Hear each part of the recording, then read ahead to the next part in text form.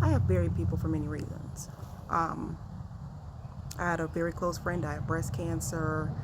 I had close family members die of kidney failure, heart failure, car accidents. But one thing I can tell you, until you had a loved one murdered, you don't understand the difference, because all of it is grief.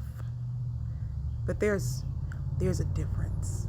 There is a different type of grief you go through when someone is taken from you.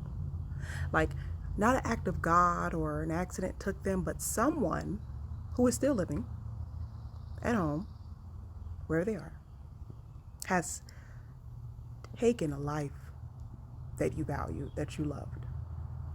And to think that when it's your child, I think it is unnatural, and I think most rational people would agree, it is unnatural to bury something you created. It is not the way it's supposed to work. It's not the circle of life.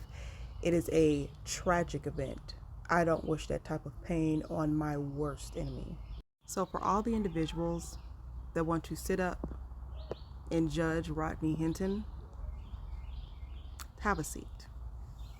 Because until someone takes your child, and again, not like I said, not an act of God, not a car accident, but until you know someone that is living has taken your child, has taken a part of your soul, you have no room to judge that man.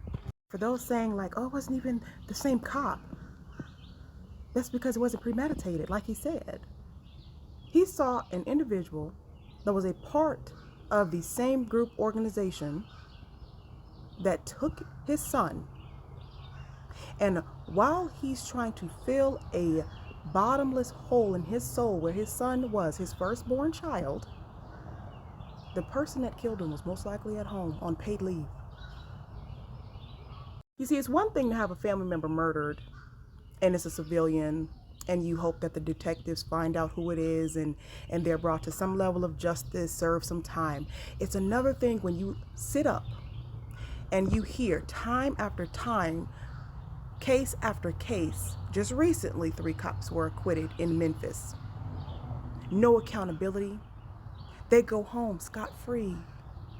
So to think that while your son is rotting in the ground, the person that killed them is being paid by tax dollars that you're contributing to, if that doesn't drive somebody insane, I don't know what will. We've gotten too comfortable with the fathers and the mothers taking the check and shutting up. And that's the problem. While the taxpayers, like myself, face the bill. I'm not one to promote violence or murder.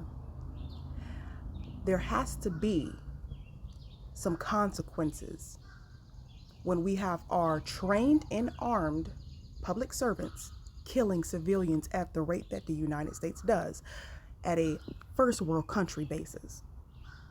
When we look at the numbers of other first world countries per 10 million in population, Japan kills about 2 people per 10 million. Germany, 1. UK, 1. Canada, I believe Canada's around 19. Under 20 though, they're under 20.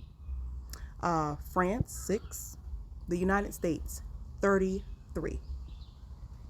Sounds low when you think about it, but the United States has over 300 million people.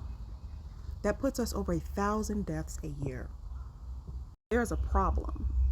We have a problem. Now, I can't say I have researched what the consequences are in these other countries on maybe why their police officers don't seem to kill so many civilians. I don't know what it is.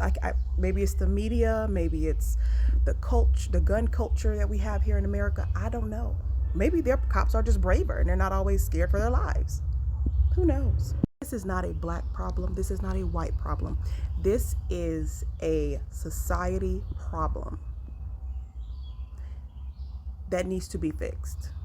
The consequences need to be more dire, because consequences is what shifts behavior. And them getting a slap on the wrist and the taxpayers flipping the bill for their failure to do their job properly is a problem. Now, unlike what I've seen on other pages, I'm not going to sit up here and call this man a king or anything like that. Like, he's a hurting father, and he snapped, and that's It's unfortunate. It's an unfortunate circumstance. And maybe if these cops were held accountable more often, he would have had some faith in the system, but they're not. Long as they can say that they were afraid for their lives, they seem to go home. And that would infuriate anybody. You know, I seen the interview with his family on the news, which I rarely watch the news because most news outlets are full of shit.